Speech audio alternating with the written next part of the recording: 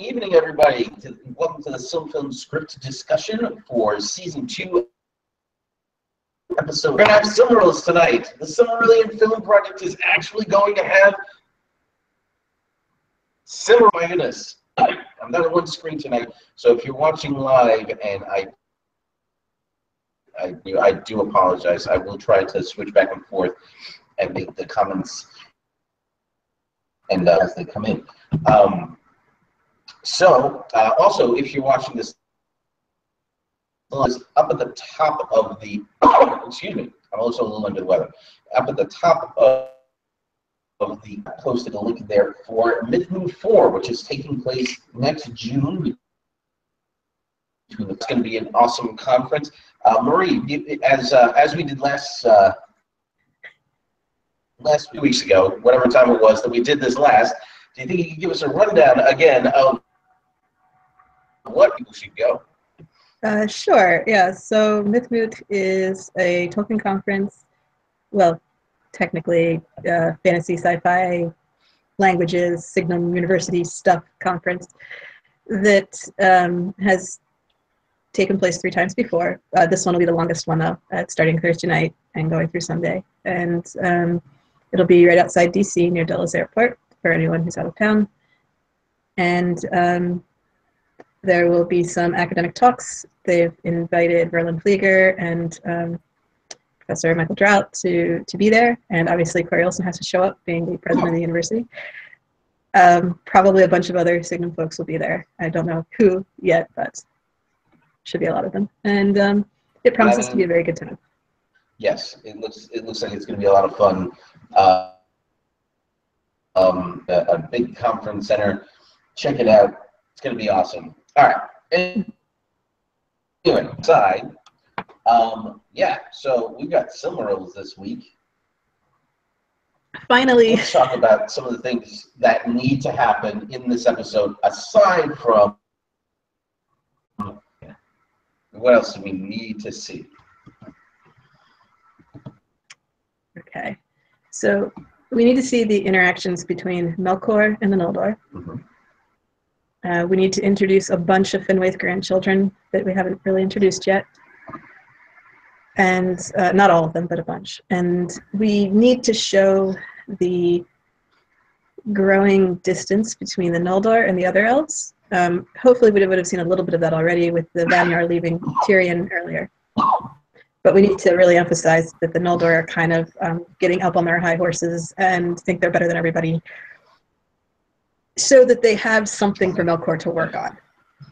They need to have some flaws. That was something that the execs were pretty clear on, that this wasn't just Melkor being devious and manipulative and the elves falling for all his lies, and that was the start of the problems. There had to be something for him to work on, other than Feanor's personal issues with his family.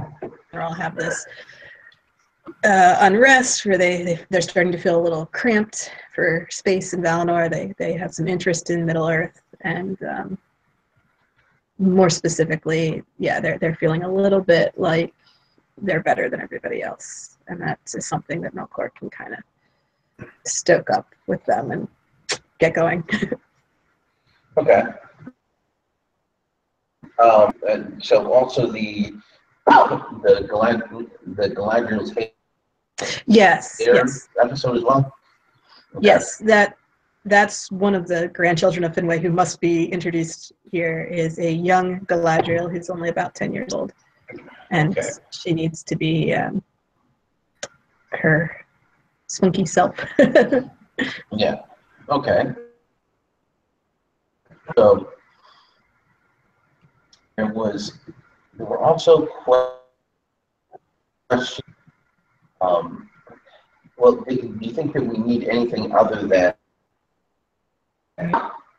making the Silmarils, and because actually see the making of the Silmarils? Oh, Celegorm. Celegorm, who on Hunting with Orome is also in this episode, and that goes in with the desire to visit Middle Earth and the greater lands there. Also, we're going to need to show Feanor look into a Palantir and look at the lands of Middle Earth, because he invented the Palantir last episode, sort of. We kind of sort of didn't mention that, but he did. Yeah. It'll show up in the outline totally. I'll work it in there. So he needs to look at actually. I think that's something we could easily skip over, the actual making of. He could actually be showing that in the last episode when Tokus comes in and is like, "Hey, what did you just give to me?" That could be like Feanor's reason for being there. Yes, exactly. I think it's already there. We just didn't talk about it last time. Right. So yeah, we need to do that probably earlier in the episode before the Silmarils get made, because the Palantiri shouldn't be overshadowing the making of the Silmarils in any way. Yes. The Palantiri are actually quite cool, and the Silmarils are just shiny. So if we have the Palantiri in this episode and the Silmarils in this episode, people might not figure out which one's supposed to be more important. We'll have to be a little careful with that. Right, okay. So, well, what's interesting is we've kind of done stuff. The Palantiri could be kind of derivative from Ella's point of view, because they you remember how we set up that big, like, almost holographic table? Yes. Almarin. Already. So it would be kind of interesting if this immensely cool thing is almost kind of down. Right. I think it's not like putting Feanor down, but I don't think that this gets. I don't think anyone realizes how cool they are. It's just a rock that sits there, so people aren't really that into it. And Feanor thinks it's pretty cool because he made it. He knows what it can do. He gives them away as gifts, which is important because he's going to stop giving gifts here pretty soon. He's going to hoard everything. Right. But at this point, he's still magnanimous enough to. So he gives one to his father to look for Elwë, and he gives one to. Well, he gives a bunch actually to the Teleri to look at their friends, the Teleri back home. Whether or not the Teleri use them, it doesn't really matter. But I actually would like to see Finwë trying to catch a glimpse of Palantir and failing to do so because of the Girdle of Melian. The Girdle of Melian doesn't exist yet in this version of the story. Right, but we don't. Well, no, it does exist. We just don't know about it yet. We're likely going to show it existing in response to Morgoth's return to Middle-earth. I'm just saying, next season is probably we're going to show that be created, and it'll be after Morgoth's. Well, maybe it's not as extended. We've already shown a Melian having that kind of effect. Maybe she doesn't. Right. So we don't have to explain. Right. Middle-earth's a big place. Right. So the fact that Finwë looks and doesn't see anything doesn't really tell us anything. And if the viewers want to look at it next season and say, "Oh, I wonder if Melian was hiding them," that's there for the viewer to figure out. You know, we're not going to explain. We're just going to have him not succeed. Yeah. Do we want him to actually get a chance to see Elwë? It's not two-way communication because Elwë doesn't have a Palantir, so it would just be looking at him.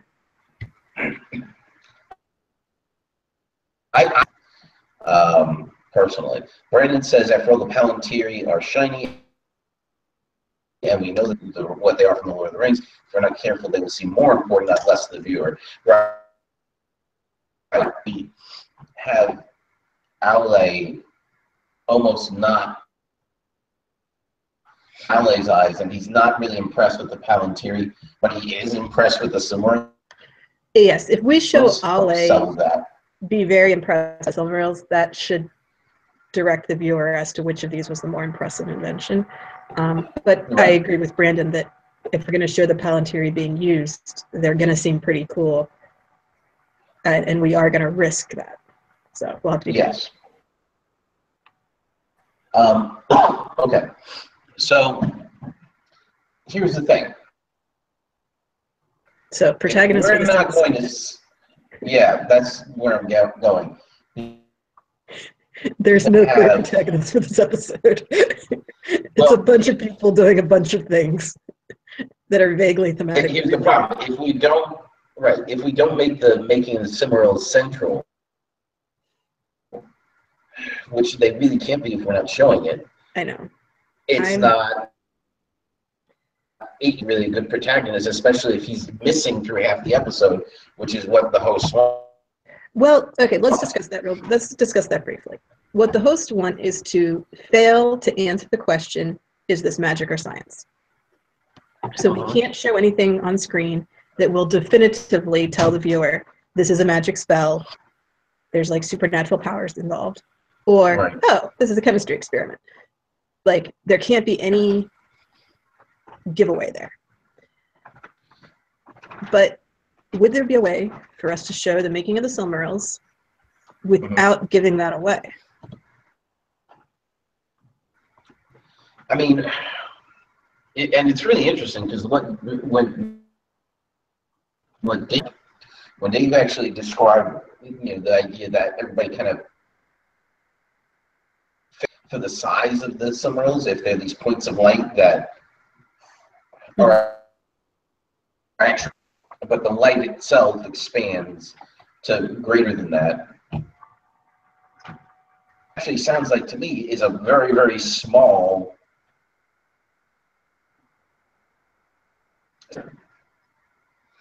Yeah, like a diamond or something? No, it sounds like is actually like a really tiny star. Ah, okay, a pinpoint of light. Like if a star was like the star was like the size of a. Okay. That's actually a really cool idea, because everyone thinks of it as a gem, and honestly, there's only so much you can do to make a gem sparkly to make it look cool on screen. It can be big, it can be shiny, but at some point, it's nothing special.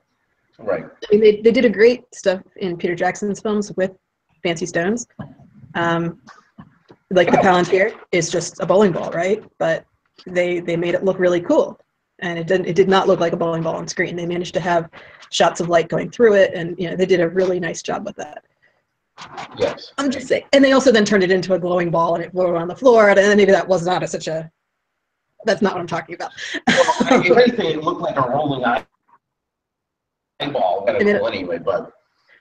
Yeah, that's a separate issue. But I mean, even the stone itself, they did a good job. And the little rock that I forget if it's Billy or Keely, the dwarf has in the Hobbit films on it, that's his mom gave him, that says like, no, the rock that says like, I will come home to you, or I love you, or something like that. And of course, it's because he's gonna die. Don't carry around stones that say, I'm gonna come home to you. It's never gonna work out for you. It's like never write, if you're going into battle, never write, if you do that, you're clearly going to die. And write the letter, because it's just, especially if it's on screen with some sad violin music, that's it for you. Finish it. If you do write the letter, you have to finish it, because if you leave the letter on, you're guaranteed to die. Right. But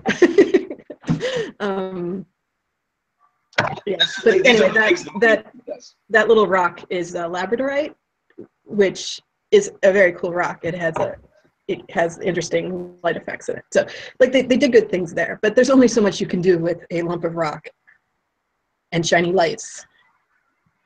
So if it really looks like it's a star, just a really tiny mini star, that's a whole different thing. It's not just a stone.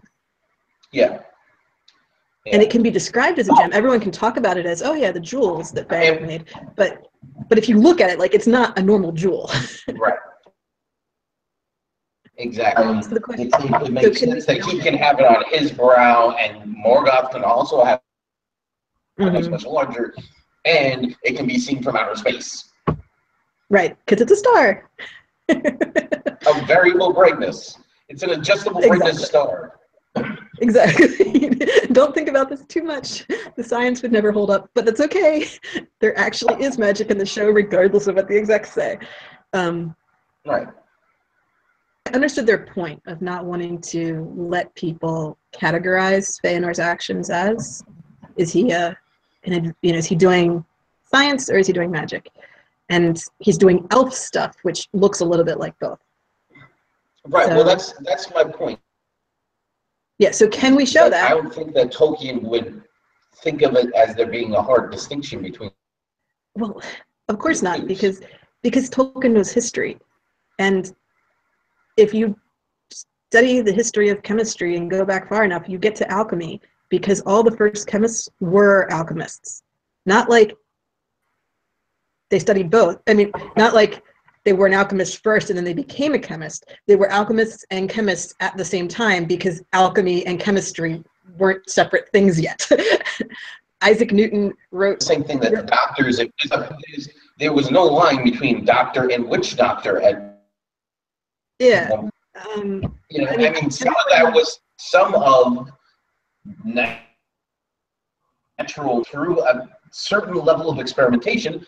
Some of it's just bunk. Right. And I mean, but even, okay, so like Isaac Newton, everyone knows who he was in the history of science, at least I assume they do.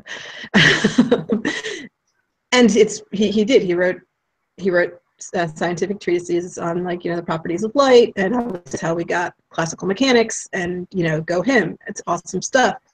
He also wrote a lot of really esoteric stuff on the meaning behind all this, which is not what you would recognize as modern day science. It's very much this alchemy stuff. So from that point of view, if we go back, that he's just an elf doing elf stuff. Yeah, but the question is, can we show that? And personally, if we can meet the host demands and still show something, I'd be happy. If we can't meet the host demands, then I would agree that yes, Fëanor has to disappear into a locked room and come out with Silmarils, and that's all there is to it. But I would much prefer to show something in that room, even if we don't show the whole process. Like, we don't need a step-by-step of, then he mixed this, and then he did that. Like, that's not what we want. But to be able to see him in that workroom. Well, one thing I would like to see is I would like him using lenses of some sort to focus the light of the trees onto something that he's working on. Yes. Like, I don't want him to just say, I really don't want somebody says, oh, how did you get the light? And he says, well, I just, I put that's my problem with it, is that if we just have him disappear and come back and everyone says, oh, so Fëanor, what were you working on? He says, I captured the light of the trees and these stars and these stones. Look, like, if he has to tell us what he did, really? I mean, we have a whole hour of TV here. We can't get to that some other way. So that's where I don't need to see the whole process. We could just have glimpses of him in his workroom. Right. And some of those glimpses could be him, puzzling things out and being frustrated, sitting at his desk writing. Like, it doesn't have to be him doing the work. It could be him, thinking through the process or whatever. But, and, we, like you said, we could show an apparatus that's obviously got lenses and we can see the light travel through it and mirrors and we can show some things without showing how he went from that to, look, I made it my own star. Which is pretty impressive. And Varda is the one who's gonna hallow the Silmarils. So, I mean, Varda kind of is the holiest of Valar as far as the elves are concerned anyway, but at the same time, she's the Star Lady, so if she's the one hallowing the Silmarils, not Ale, this isn't a craftsman thing, this is a light thing. So. Exactly. Yeah. Anyway, so you would like Fëanor to be the protagonist of the episode? I would like, the first thing, if he is the protagonist, what is the conflict? Is it like the man versus craft angle? Is it actually that he's trying to be the greatest, trying to make the greatest thing ever made? Yes. This is Fëanor trying to reach the pinnacle of his craft. That's his story in this episode. So if he's the protagonist, that's the conflict of the episode, is achieve this goal that's beyond the reach of everyone. And if we've even seen with the Palantiri that Ale was like, oh, that's good for your age, to Fëanor, like, oh, that's so cute to see the elves making things that I've already done. this is him wanting to be like, no, I'm going to do something you've never seen before. I'm going to do something more than anyone else. And then to contrast that with Melkor, who's walking around being like this sycophant, who's just telling everybody how great they are, but isn't doing anything himself, we'll see Feanor's contempt for him. Like, you're nothing. You're worthless. And that will, I think that works for an overall storyline. We'll have to do a lot of things that don't quite relate to it. Yeah, absolutely. Why don't we come back to that? We're going to take a break real quick. Blow my nose. If you're watching this live, we'll be back in a second or so.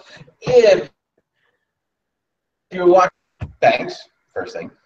And thank you also for liking and sharing the videos.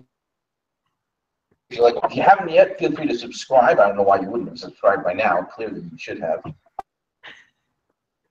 Check out the link in the description for Mythmoot 4, which we talked about earlier. And